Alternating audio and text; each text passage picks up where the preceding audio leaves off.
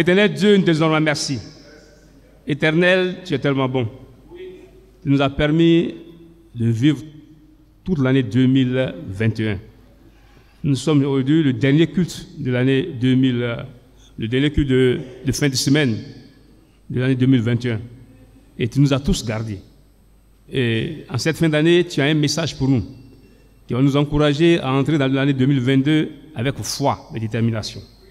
Ce matin, efface ma personne et utilise mes lèvres comme un instrument de choix pour parler au cœur de tes enfants.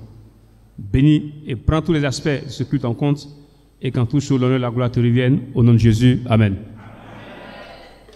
Frères et sœurs, le Dieu que nous sommes venus adorer ce matin, dans la Bible, a utilisé plusieurs personnes pour démontrer que c'est lui qui nous équipe et c'est lui qui nous envoie. Ce Dieu-là a fait passer des personnes de rien et les a mis à un niveau social et même spirituel très élevé. C'est-à-dire, notre Dieu a été capable et est encore capable de faire passer quelqu'un de zéro à héros. Et il y a eu plusieurs exemples dans la Bible. Mais ce matin, nous allons nous fixer sur Gédéon et puis Simon-Pierre, qui ont été utilisés chacun en les faisant passer de zéro à héros. Et donc, dit le titre de mon message ce matin, de zéro à héros. Mais d'abord, il fallait donc qu'on arrive à définir ce que c'est qu'un héros. Un héros, c'est qui? Un héros peut se définir comme une personne qui se distingue par son courage, sa bravoure et sa ténacité à renverser en sa faveur des situations apparemment insurmontables. Le héros fait des exploits extraordinaires. Amen. D'où, ce matin, nous allons voir donc 3 points. Le premier, passe d'un homme sans ambition à un visionnaire. Le deuxième point, passe de simple disciple au statut de dirigeant. Et le troisième point, passe d'homme vaincu au statut de héros. Au statut de héros. Amen. Frères et sœurs, en ce qui concerne le premier point, nous allons aller dans le livre de Juges 6, 11 à 16. Juges 6, 11 à 16. Juges 6, 11 à 16. La Bible dit ceci. Puis vint l'ange de l'Éternel, et il s'assit sous le térébinthe d'Ophra, qui appartenait à Joas, de la famille d'Abiézer. Gédéon, son fils, battait du froment au pressoir pour le mettre à l'abri de Madian. L'ange de l'Éternel lui apparut et lui dit, « L'Éternel est avec toi, vaillant héros. » Gédéon lui dit, « Ah, mon Seigneur, si l'Éternel est avec nous, pourquoi toutes ces choses nous sont-elles arrivées? Et où sont tous ces prodiges que nos pères nous racontent quand ils disent, l'Éternel ne nous a-t-il pas fait monter hors d'Égypte? Maintenant l'Éternel nous abandonne et il nous livre entre les mains de Madian. L'Éternel se tourna vers lui et dit, va avec cette force que tu as et délivre Israël de la main de Madian. N'est-ce pas moi qui t'envoie? Gédéon lui dit, ah mon Seigneur, avec quoi délivrerai-je Israël? Voici ma famille est la plus pauvre à Manassé, et je suis le plus petit dans la maison de mon père. L'Éternel lui dit, mais je serai avec toi, et tu battras Madian comme un seul homme. Amen. Frères et sœurs, la situation, le contexte, c'est que Israël, ayant désobéi à Dieu, était livré donc à Madian. Madian était en train de presser donc Israël. Et Gédéon se trouve là en train au pressoir pour battre le froment, pour le mettre à l'abri des pillards madianites. Et c'est là que, dans cette faiblesse, dans cette peur là de l'ennemi qui n'est pas loin, qui rôde, et dans l'inquiétude, il est tenté de vite fait finir son travail pour mettre son froment à l'abri, pour ne pas que les pillards madianites s'en apparent et que Dieu lui apparaît dans la faiblesse. Au moment où il passe le match, Dieu dit: vaillant héros. Amen. Ce matin, Dieu dit: vaillant héros. Parce qu'avant même que tu ne sois dans la situation dans laquelle tu es, Dieu te connaissait. Lui, il te connaît. Il voit Gédéon, il dit: vaillant héros. Et il m'a dit: mais, c'est-à-dire, Gédéon lui me se demande: mais qu'est-ce que j'ai, où est la vaillance? Moi, je suis là, je tremble, je ne veux même pas que l'ennemi vienne pour venir me trouver ici. Tu me dis: vaillant guerrier, bien vaillant héros. Mon frère, ma soeur, tu es un héros dans la foi. Ne minimise pas ta force. Oui, souvent nous avons des talents et des capacités que Dieu a mises en nous, mais qui sont dormants. Et nous pensons que nous ne pouvons rien faire. Et nous sommes tétanisés par la peur. Ce matin, Dieu te dit, comme il a dit à Gédéon: vaillant héros, va avec la force que tu as. Va avec les capacités, les talents que Dieu a mis en toi. Et tu vas libérer donc l'Afrique francophone. Tu vas libérer la Côte d'Ivoire. Frères et sœurs, nous sommes dans des pays qui sont opprimés par le diable, où le diable chaque jour travaille pour peupler le royaume de Satan, anti-peuplant le royaume de Dieu. Mais c'est nous qui avons été établis comme sentinelles ici à Abidjan, dans le but d'avertir le peuple et de l'amener à la repentance. En cela, Dieu t'envoie ce matin et dit: vaillant héros, va dans ton quartier, va là où tu habites, dans ton service, là où tu travailles, là où tu vas à l'école, dans ton université, dans ta grande école, va et annonce ton évangile. Mais va avec la capacité qu'il a mis en toi. Chacun de nous a en lui des capacités. Mais seulement que certains laissent ces capacités en l'état de dormance de façon perpétuelle. Mais ce matin, Dieu te dit: vaillant héros. Et ce matin, sache que tu es un héros. Donc tu dois aller faire des exploits extraordinaires. Oui, le moment est venu pour que l'église d'Abidjan fasse des exploits extraordinaires. Il nous reste seulement 5 jours pour atteindre le 31 décembre. Et nous avons un grand défi. Mais ce défi n'est pas insurmontable. C'est maintenant que toi et moi, nous devons faire preuve de vaillance, que nous devons être des véritables héros, puisque nous allons faire des exploits. Parce qu'avec Dieu, nous ferons des exploits. Psaume 60, verset 14. Avec Dieu, nous ferons des exploits. Est-ce que tu es convaincu qu'avec Dieu, tu feras des exploits? C'est avec toi. Ce n'est pas les autres, c'est toi. Toi et les autres. Amen. Donc, sachons que nous sommes des missionnaires. Et nous voyons dans ce que nous venons de lire que, alors, Gédéon ne savait même pas qu'il était capable de faire des exploits. Est-ce que tu sais que tu es capable de faire des exploits? Mais toi-même, tu es en train de douter. Lorsqu'on est rempli de doutes, on est tétanisé par les défis. Mes frères et sœurs, quand nous voyons la vision que Dieu a pour l'Afrique francophone, nous ne pouvons que nous disposer pour être des vaillants guerriers. Amen. Parce que chaque jour qui passe, Satan recrute et recrute abondamment. Nous sommes dans le mois où Satan est en train de recruter davantage de personnes. Mais c'est là que nous devons multiplier les actions pour pouvoir freiner l'avancée du diable. Mais c'est par la parole que nous allons le faire. Amen. Lisons également Marc 1, 16 à 18. Marc 1, 16 à 18.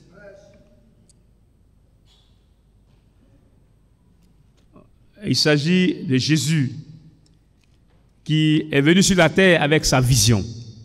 Cette vision de sauver le monde de l'emprise du péché et de lui restituer ce qu'il avait déjà perdu dans le jardin d'Éden. Et dans cette vision et dans cette mission qu'il a, il sait que lui seul ne pouvait pas accomplir, ne pouvait pas atteindre son objectif.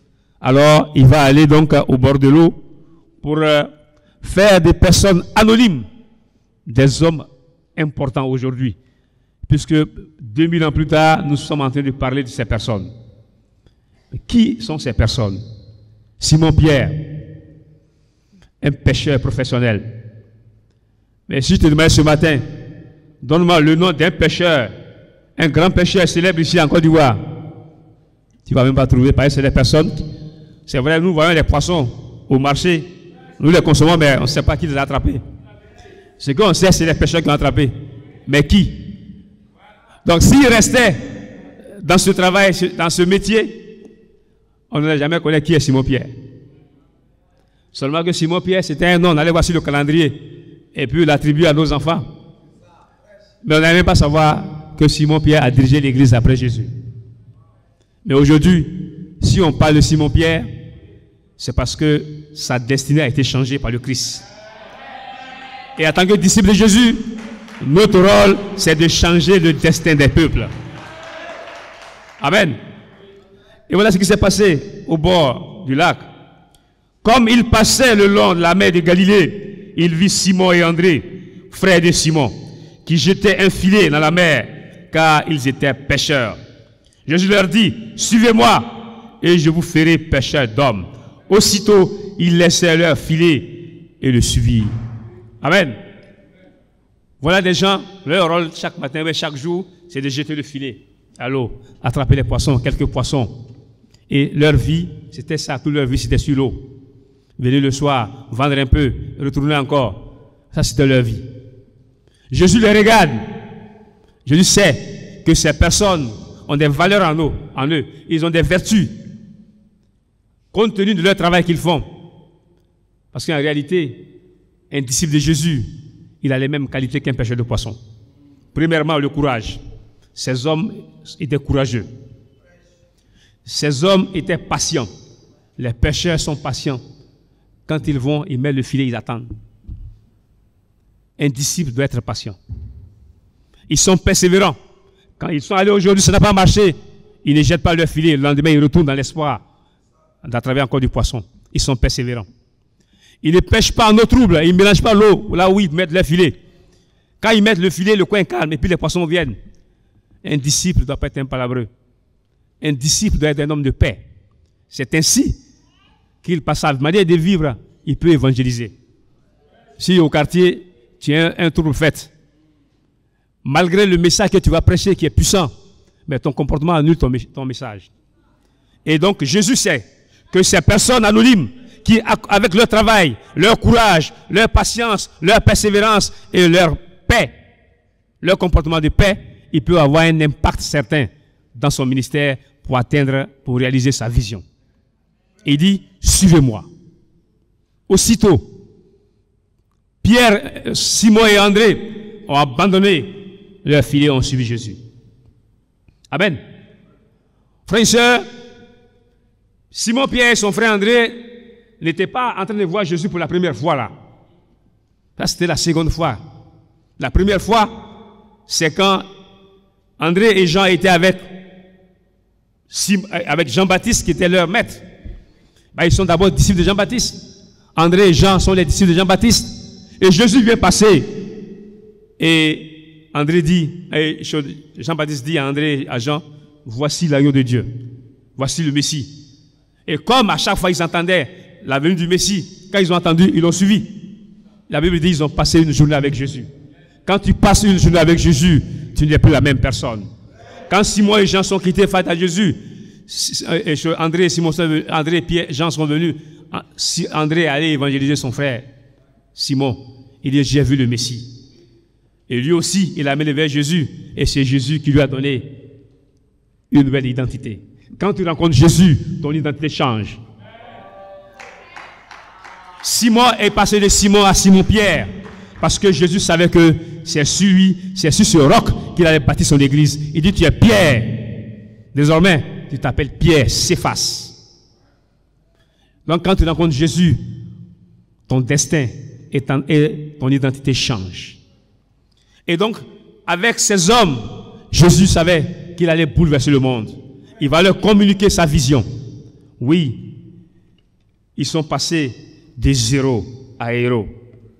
Aujourd'hui, si nous parlons de Simon-Pierre, qui a dirigé l'église après Jésus, c'est le fruit de l'évangélisation de quelqu'un. Son frère André l'a amené vers Jésus.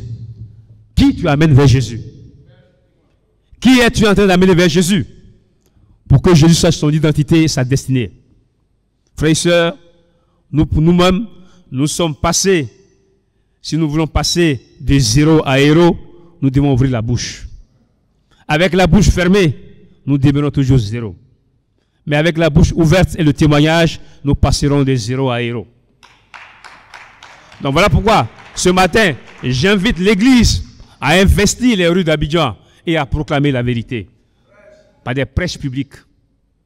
Oui, Dieu nous a fait grâce d'avoir des amplificateurs dans nos quartiers. Des appareils qu'on peut prendre pour amplifier nos voix dans les rues. Prenons ça pour enseigner le véritable évangile. Chaque jour, dans les carrefours, les hommes essaient, mais ils n'ont pas le véritable message. Ils véhiculent les fausses doctrines. Mais nous avons la véritable doctrine, mais nos bouches sont fermées. Frères et sœurs, ce n'est pas normal.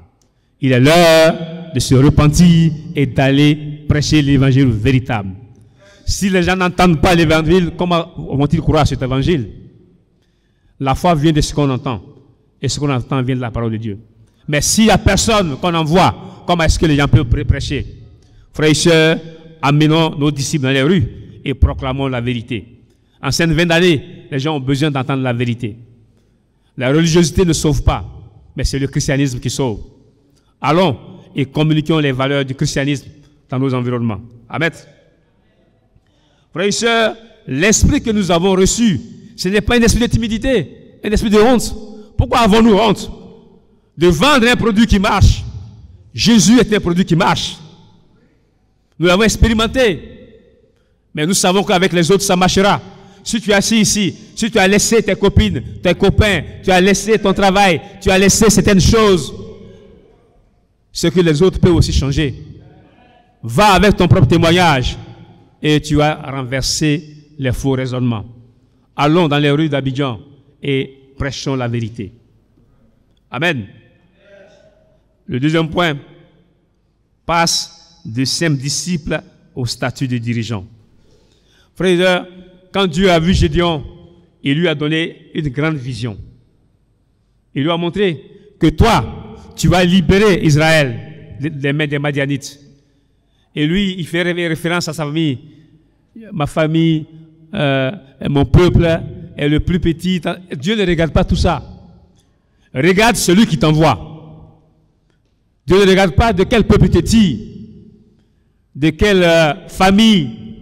Dieu ne regarde pas la noblesse de la famille pour appeler les gens. Il prend les gens dans la boue et il fait les amène à la table des rois. Amen. Seulement, dispose-toi et laisse-toi utiliser comme un instrument de choix. Et c'est ce que Gédéon a fait. Gédéon, il a pris la décision. Vous voyez, le nom qu'il a, on l'appelle Jérubal. Pourquoi on lui a donné ce nom? Parce qu'il a pris la décision et il a détruit l'autel des Baal. Parce que Dieu savait, Dieu voyait son cœur. Tu es capable de détruire les Baals ici à Abidjan. Mais tu dois prendre la décision de te lever et d'agir. Il s'est levé, il a agi le matin, il se réveille, Baal à terre. Ce n'est pas la Baal qu'on joue, mais Baal, le Dieu Baal est à terre. C'est l'œuvre de qui? De Gédéon. Parce qu'il a pris position pour son Dieu. Est-ce que tu prends position pour ton Dieu? Ou bien tu caches tes convictions? Quand les situations arrivent, affiche-toi tes convictions, ou bien tu te tais devant le mensonge des gens. Tu sais que ce n'est pas la vérité. Tu dois te lever et redresser la vérité. C'est notre responsabilité. Frères et sœurs, n'ayons pas peur de redresser les faux raisonnements que les gens développent autour de nous. Tu es un disciple de Jésus, tu es la lumière. La lumière ne se cache pas. Quand on allume une lampe, on met ça sur la table pour éclairer toute la maison. Mais certains d'entre nous, nous avons fait des lampes, des torches qu'on a mis en poche. Dieu t'a donné une lumière, mets ça à hauteur pour éclairer. Tu as fait de ça une torche, tu as mis en poche. Et ça n'éclaire que dans ta poche. Ça n'éclaire pas autour de toi. Et les gens se perdent. Mon église, les gens disent, moi j'ai mon église. Toi, tu as eu l'église. Quand les gens disent, ils ont eu l'église, toi, mais tu t'étais. Non, ils ont eu l'église. Tu sais même que ce n'est pas des disciples. Aller dans une maison de prière ne fait pas de toi un chrétien. Tu le sais bien. Quand quelqu'un dit ça, il faut t'asseoir. Voilà, qu'est-ce que c'est que l'église? À déraisonner. C'est-à-dire, il sait que ce que tu dis là, c'est la vérité. Il va dire, mais tu sais, c'est moi, je tam, c'est moi, je joue la guitare, c'est moi, je passe la batterie. Il va commencer à s'accrocher à ce qu'il fait. Dis-lui, mon frère, toi et ta batterie, vous allez partir en enfer si tu ne changes pas. Frères et sœurs, nous avons la vérité. Une fois, j'étais allé dans un lieu public et puis quelqu'un est venu m'évangéliser. Il est venu avec sa Bible. Il dit, monsieur, est-ce qu'on peut partager quelques écritures? Il dit, bien sûr. Allons-y. Et puis il commence. Il met un débat, un sujet qu'il ne maîtrise pas bien. Donc il est venu m'évangéliser, c'est lui qui est parti évangéliser. Mais il est parti humilié parce que ceux qui sont venus regarder, quand il a commencé le débat, les gens sont venus nous entourer. Et quand j'ai pris les écritures avec précision, ma Bible à côté, je n'ai pas pris ça là, et dit, lis, toi-même dans ta Bible. À chaque fois quand tu lis, ceux qui sont à côté, on m'a dit, monsieur, tu nous as trop fatigués, il faut quitter ici. Il dit, non, cela, c'est ton groupe. Monsieur, on ne le connaît pas. Lui, il est venu ici, nous, c'est maintenant on le voit. C'est toi qu'on voit toujours ici, lui, c'est la première fois qu'on le voit ici. Donc, vous fatiguez les gens avec vos enseignements qui n'ont même pas de fondement biblique. Frères et sœurs, Dieu a mis en toi un dépôt. Tu as le plan du salut. N'aie pas honte de l'utiliser. Va et enseigne la vérité aux gens. Le fascicule biblique fait les principes fondamentaux. C'est une bénédiction. C'est rempli de feu et du Saint-Esprit. C'est l'Esprit de Dieu qui a animé notre évangéliste, notre docteur Kim Makin à mettre ce plan du salut dans la Bible. Et les études telles que c'est fait et telles que c'est ordonné, si tu suis ça, tu auras de l'impact sur celui à qui tu prêches. Les études sont mises là, c'est à dessein. Ne mélange pas l'ordre. Parce que souvent on a tendance à mélanger l'ordre. Mais quand tu mélanges l'ordre, tu ne peux pas atteindre le même objectif. On met chercher Dieu, on met parole, on met disciple, on met royaume, on met lumière et ténèbres, on met la croix, persécution, tel que ça est là, il faut faire comme ça. C'est le Saint-Esprit qui a permis à Kim Makin de mettre ça dans ce document et dans cet ordre. Parce que quand on le respecte, quand on obéit à ça, il y a une chronologie et il y a aussi une interconnexion de ces différents passages qui ont été mis là pour amener quelqu'un à la conversion. Amen. Et il y a aussi une autre étude souvent qu'on ne fait pas, les conversions dans le Nouveau Testament. Cette étude-là est placée juste après lumière et ténèbres. Et quand vous faites ça, ça va amener les gens à ne plus se justifier. Quand les gens disent, oui, j'ai fait, mais vraiment, je vais attendre encore, je vais attendre en janvier, ou bien je vais attendre en février pour devenir disciple. Cette étude nous démontre qu'en une seule journée, on devient disciple. Et dans la Bible, toutes les grandes conversions se sont déroulées en une seule journée, en quelques heures. Ce n'est même pas 24 heures. L'eunuque éthiopien, maximum 3 heures du temps, il devient disciple. Le geôlier, maximum 3 heures du temps, il devient disciple. Les 3000 personnes du jour de la Pentecôte, quelques heures, la prédication, l'Esprit est descendu, grand bruit, les gens accourent. Pierre prend la parole, rempli Saint-Esprit. Il prêche puissamment la parole. Et 3000 personnes sont baptisées. Est-ce qu'ils ont fait des études à une école biblique en 3 ans? Non. Les conversions que nous faisons, les études que nous faisons avant d'aller au baptême, c'est pour enseigner à la personne le plan du salut. Et sa responsabilité vis-à-vis de la croix. Ce qui a amené Jésus à la croix, ce sont ses péchés. Qu'il les reconnaisse, qu'il les abandonne et qu'il fasse de Jésus son Seigneur et qu'il se fasse baptiser. Ça, si une personne n'a pas grand défi, tu t'assois avec lui matin jusqu'au soir, demain tu peux le baptiser. Frères et sœurs, nous-mêmes souvent on a un problème avec ça. Mais tant que tu as un problème avec ça, tu ne pourras pas baptiser les gens chaque jour. La Bible dit, c'est chaque jour que Dieu a ajouté à l'église ceux qui sont sauvés. Mais toi tu penses que c'est le nombre d'années que tu mets à étudier la Bible avec quelqu'un qui fera de lui un disciple puissant. Je dis non. Il peut étudier la Bible pendant 10 ans. S'il n'a pas la crainte de Dieu, il va tomber dans le péché. Et puis il va tomber. Et tu peux le convertir un seul jour, il va sortir de l'eau en courant, il va rester fidèle toute sa vie. Frères et sœurs, renouvelons notre intelligence. Et mettons la Bible en pratique. La Bible dit, Dieu a ajouté à l'église chaque jour ceux qui étaient sauvés. Donc ça doit être nos convictions. Baptiser chaque jour, chaque fois que quelqu'un est prêt, va le baptiser, n'attends pas dimanche forcément. Parce qu'entre-temps, tu as fini d'étudier avec le lundi, tu attends dimanche pour le baptiser, il meurt samedi. Et il va en enfer. On ne va pas se blaguer, on ne va pas dire non, de toute façon, il avait déjà fini d'étudier, il a abandonné son péché. Donc, Dieu n'est pas dans ça. C'est le baptême qui efface les péchés. Même s'il a laissé le péché, il ne commet plus. Il a quitté, il n'a plus de copine, il ne boit plus, tout ça, il a laissé. Mais s'il n'est pas baptisé, son péché est encore là. Et ça, il faut que tu le comprennes ce matin. Souvent, nous-mêmes, on fait des excuses à la place des gens. Non, on va attendre encore. Tu sais quand il va mourir? Et tu vas avoir sur ta conscience. Frères et sœurs, c'est en un seul jour qu'on devient disciple parce que la Bible nous enseigne l'urgence. Les gens sont urgents. Quand tu as compris que ton péché a tué Jésus, ne t'amuse plus avec le péché. Et même si tu l'as laissé, ce péché-là, c'était encore gardé là. Ça est sur ton compte secret. Là, il faut que le baptême arrive pour effacer. Toi qui étudies la Bible ce matin, qui m'entends, arrête de traîner les pas. Arrête de fixer les dates. Le temps ne t'appartient pas. Le temps appartient à Dieu. Le temps que Dieu te donne, c'est pour t'amener à la repentance. Dieu est patient. Sinon, Dieu peut mettre fin à ta vie. Tout sur ta vie, il n'y a rien. Et il ne va pas rendre compte à quelqu'un. Mais si n'abuse pas de la grâce de Dieu. Souvent, nous abusons de la grâce de Dieu. Frères et sœurs, vous avez lu à la maison Juge 7.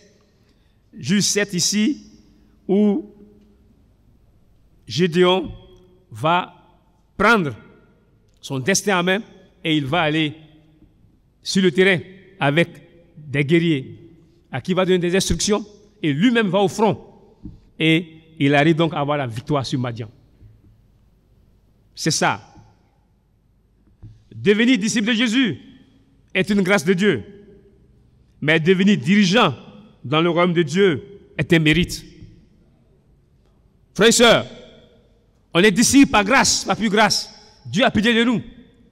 Mais pour diriger le peuple de Dieu, il faut le mériter.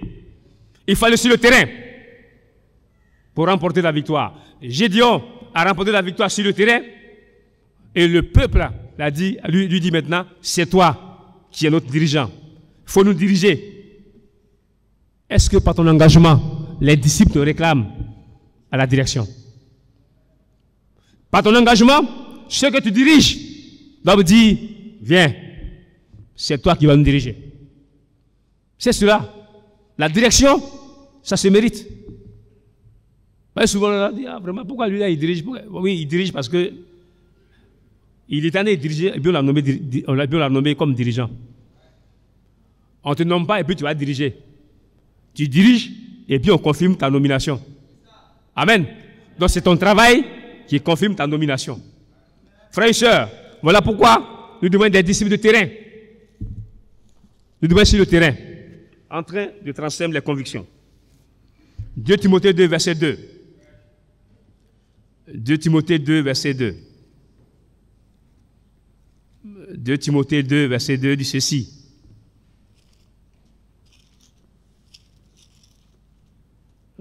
2 Timothée 2, la Bible dit: et ce que tu as entendu de moi en présence de beaucoup de témoins, confie-le à des hommes fidèles qui soient capables de l'enseigner aussi à d'autres. Amen.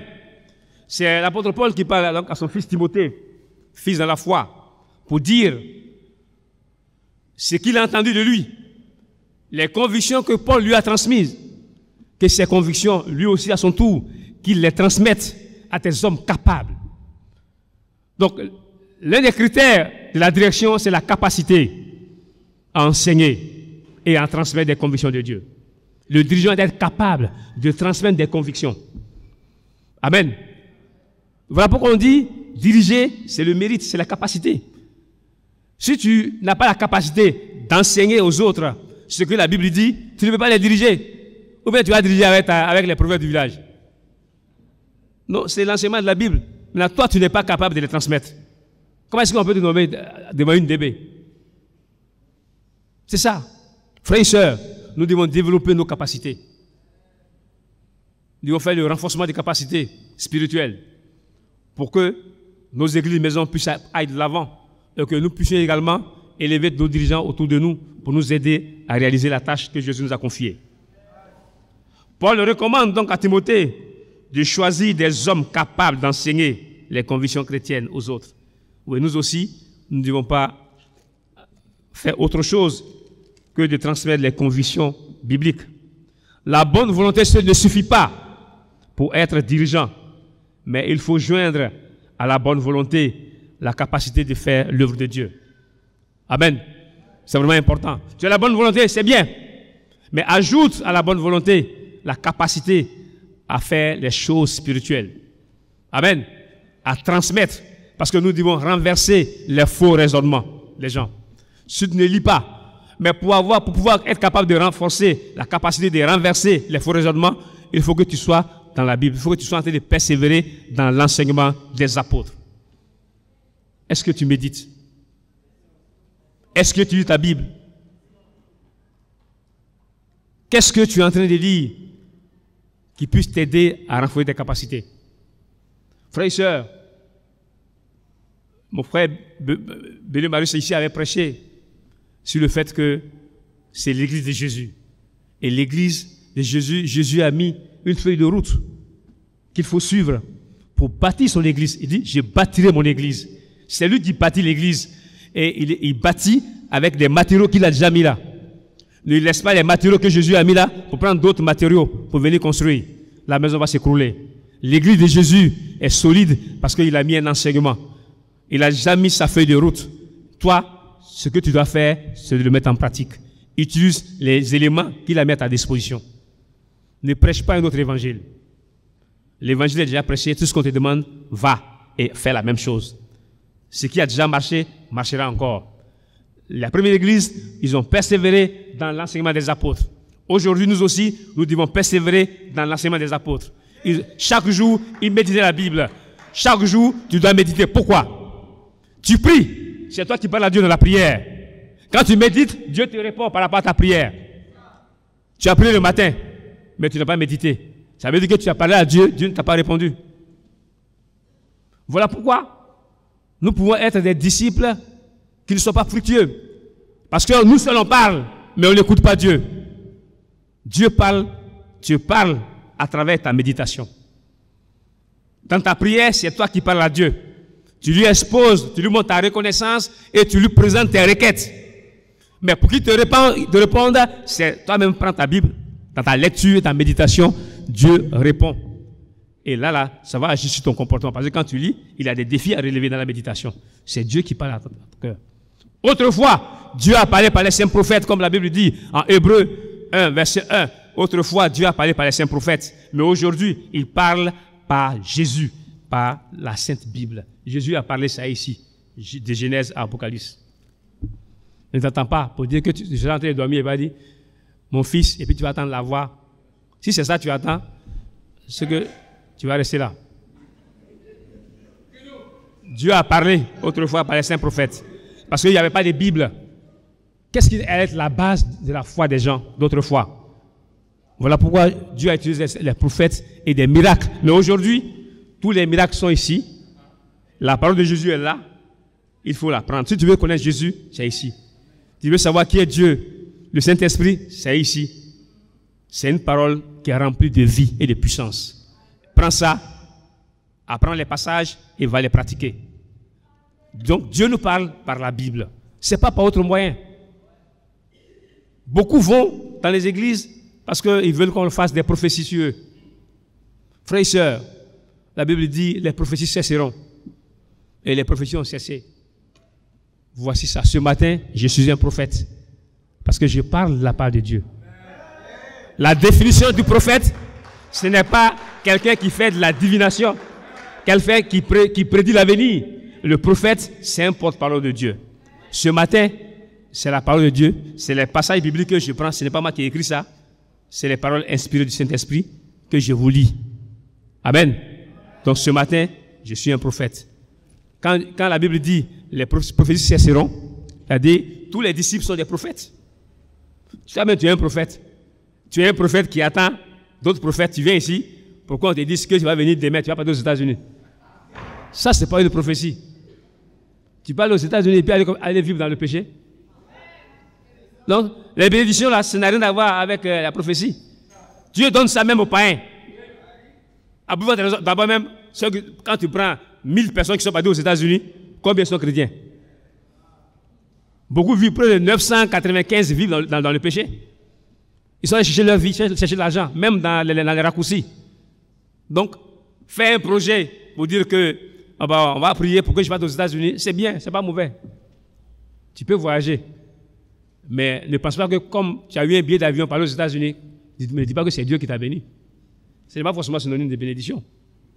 Il y a des gens qui vont aux États-Unis pour mourir. Ils ne meurent pas ici, ça va pour mourir là-bas. Donc on ne peut pas faire, tu ne peux pas faire ça un programme pour dire que Dieu t'a béni. Non. Si Dieu t'a béni, si tu changes et que tu mets sa parole en pratique. Parce que Dieu t'a choisi pour changer de destinée. Amen. Frères et sœurs, soyons des instruments entre les mains de Dieu. Jean 21, verset 15 à 16. Jean 21, 15 à 16. Jean 21, 15 à 16. Ok, la Bible dit...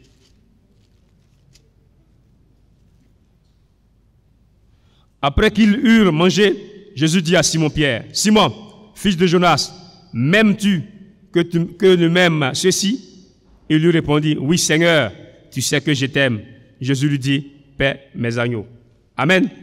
Jésus élève là Simon-Pierre, dirigeant de son église, en lui donnant une feuille de route. Paître les agneaux et les brebis de son troupeau. Voilà. C'est Jésus lui-même qui a investi Pierre de cette mission. Il dit, paix, amène mon troupeau dans le pâturage. Il faut le diriger. C'est Dieu qui établit ces dirigeants. Amen. Mais quand il te choisit, il te donne une feuille de route. Il dit, paix mon troupeau. Prends soin des brebis. Prends soin des agneaux. Le disciple est un missionnaire. Et sa mission, c'est de prendre soin des autres personnes. Amen. Donc Dieu t'a investi missionnaire. Donc sache que Dieu t'a choisi pour être un dirigeant. En tant que disciple de Jésus, nous sommes des dirigeants. Ne pense pas que comme pour le matin, tu ne diriges pas une discussion biblique dont tu n'es pas dirigeant. Chaque disciple est d'abord dirigeant avant de le mettre au devant d'une discussion biblique. Amen. Tu es un dirigeant. Pourquoi? Tu diriges ta propre vie en t'appuyant sur la parole de Dieu. Si tu es capable de te diriger toi-même, tu ne pourras pas diriger 10 personnes. Amen. Si toi-même tu n'es pas capable de diriger ta vie, tu peux diriger 10 personnes. J'ai déjà eu toi-même là. Tu te réveilles le matin, tu ne sais pas où tu vas partir. Tu fais comme ça. Comme le dirigeant Billy l'a prêché la dernière fois. Tu es en train de partir ici, et puis on t'appelle ici. Hé, tu es ici. Après encore tu vas ici. Et dans la foi, subitement, beaucoup sont comme ça. Il commence ça, il n'a même pas quelque part encore, il quitte là-bas, il vient ici. Il fait comme ça, il vient toute la journée, il n'a rien fait. Donc si toi-même tu ne veux pas te diriger, on va te donner 10 personnes, tu vas les amener où? Tu vas divaguer avec eux? Non. Sois d'abord ton dirigeant, toi-même ton propre dirigeant. Quand tu vas bien diriger ta propre vie, on va te confier 10 personnes, tu vas les diriger. Quand tu vas bien diriger 10 personnes, on va te confier 50 personnes. Si tu vas bien diriger 50 personnes, on va te donner 100 personnes. C'est comme ça que Dieu nous donne les responsabilités, selon nos capacités. Mais la première personne à diriger, c'est toi-même d'abord. Pour diriger ta propre vie, dépend de Jésus dans la parole. Persévère dans l'enseignement des apôtres. Persévère dans la communion fraternelle. Persévère dans l'esprit de la Sainte Seine. Et persévère dans les prières. Quand tu seras en train de faire ça, c'est que toi-même tu te diriges d'abord. Maintenant, Dieu peut appeler d'autres personnes qui vont te confier. Là, tu vas les amener aussi à diriger leur propre vie. Amen. Troisième point. Passe d'homme vaincu au statut de héros. Passe d'homme vaincu au statut de héros. Matthieu 26, verset 56. Matthieu 26, verset 56 dit ceci.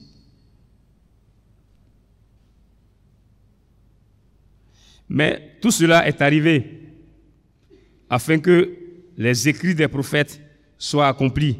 Alors tous les disciples l'abandonnèrent et prirent la fuite. Amen. Frères et sœurs, nous allons parler de Simon-Pierre. Simon-Pierre fait partie des disciples de Jésus. Et quand ils ont arrêté Jésus, les disciples ont pris la fuite. Quelques heures avant, il leur disait, ce soir, beaucoup seront, je serai une occasion de chute pour beaucoup. Ils ont tous juré qu'on ne va jamais t'abandonner. Mais quand le moment est arrivé, ils ont taillé. Ils ont pris leurs jambes au cou. Ils ont abandonné le Seigneur. Mais Pierre, lui, il a fait comme ça. Et puis il a commencé à suivre Jésus à une distance. Il veut voir comment ça va se terminer. Est-ce que ce matin, tu fais comme Pierre? Je vais accompagner les autres pour voir comment ça va se terminer. Cette aventure, on prêche toujours. Afrique francophone, Abidjan, Ouaga, ceci. On va. Mais je vais voir comment ça va terminer. Tu es venu pour voir comment ça va terminer? Ou bien tu es venu être un acteur? Dans l'église de Dieu, il n'y a pas de spectateurs. Nous sommes tous des acteurs. Mais ce que je vais vous montrer ici, ces disciples-là n'avaient pas encore le Saint-Esprit. Ils ont eu peur. Quand on n'est pas rempli du Saint-Esprit, on est rempli de doute et de peur. Ils ont abandonné Jésus. Lisons également du Matthieu 26, verset 69, verset 75. Nous allons voir que le même Pierre encore, devant des servantes, dans le salon de Pilate, il va régner Jésus. Il va avoir peur. Voilà ce que la Bible dit. Cependant, Pierre était assis dehors dans la cour. Une servante s'approcha de lui et dit, « Toi aussi, tu étais avec Jésus le Galiléen. » Mais il le nia devant tous, disant, « Je ne sais ce que tu veux dire. » Comme il se dirigeait vers la porte, une autre servante le vit et dit à ceux qui se trouvaient là, « Celui-ci était aussi avec Jésus de Nazareth. » Il le nia de nouveau avec serment. « Je ne le connais pas, je ne connais pas cet homme. » Puis après, ceux qui étaient là s'étant approchés dirent à Pierre, « Certainement, tu es aussi de ces gens-là, car ton langage te fait reconnaître. » Alors il se mit à faire des imprécations et à jurer, « Et je ne connais pas cet homme. » Aussitôt, le coq chanta et Pierre se souvint de la parole de Jésus. Que Jésus avait dit, « Avant que le coq ne chante, tu me renieras 3 fois. » Et étant sorti, il pleura amèrement. Frères et sœurs, Pierre qui avait dit, « C'est sur mon corps qu'on va passer pour t'attraper. » C'est lui qui dit, « Je ne connais pas Jésus. » Parce qu'il a eu peur. Lorsqu'on est rempli du doute, la peur envahit notre cœur. Quand le doute rentre, le Saint-Esprit sort. Il n'y a plus le Saint-Esprit. Alors, la peur a pris la place. Et devant quelques personnes, Pierre dit jamais. Mais vous allez voir la puissance du Saint-Esprit. Ce Pierre qui a eu peur devant les servantes, ce Pierre, le jour de la Pentecôte, en Acte 2, du verset, disons 14 jusqu'au verset 40, vous allez voir que Pierre, rempli du Saint-Esprit, va se lever devant des milliers de personnes qui disaient que les apôtres étaient remplis de vin doux. Il se lève et il dit, hommes israélites, ce Jésus que vous avez crucifié, c'est lui qui est en train de se manifester. Il n'est que 9 heures du matin, personne n'est saoul. Et il prend la parole et il leur montre leur responsabilité par rapport au péché. Et il prêche un message puissant. Lorsqu'on est rempli du Saint-Esprit, on n'est plus la même personne. Pierre est rempli de force et de puissance parce qu'il est rempli du Saint-Esprit. Et cet esprit a fait de lui un héros parce qu'après sa prédication, 3000 personnes se sont fait baptiser. Et c'était le début de l'Église. Effectivement, la parole que Jésus avait dite en Matthieu 16, 13 à 19 venait de se réaliser. Tu es Pierre, et sur cette pierre, je bâtirai mon Église. Et je te donne les clés du royaume. Pierre a pris les clés du royaume que Jésus lui avait donné spirituellement. Il a ouvert les portes du royaume à 3000 personnes ce jour-là, par sa prédication. Mon frère, ma soeur, cet esprit, c'est ça que tu as reçu. C'est cet esprit qui est avec toi et qui est avec moi. Avec cet esprit, nous pouvons bouleverser les choses ici à Abidjan. Nous pouvons faire qu'en 5 jours, ce qui n'est pas arrivé en 3 semaines peut se produire en 5 jours. Frères et sœurs, Dieu compte sur nous pour que d'ici vendredi, nous fassions rentrer des multitudes de personnes dans le royaume de Dieu. Cela est possible. L'Esprit de Dieu n'a pas changé. Il est le même hier, aujourd'hui et éternellement. Et tu es un agent. Laisse-toi utiliser. Dieu a utilisé Pierre.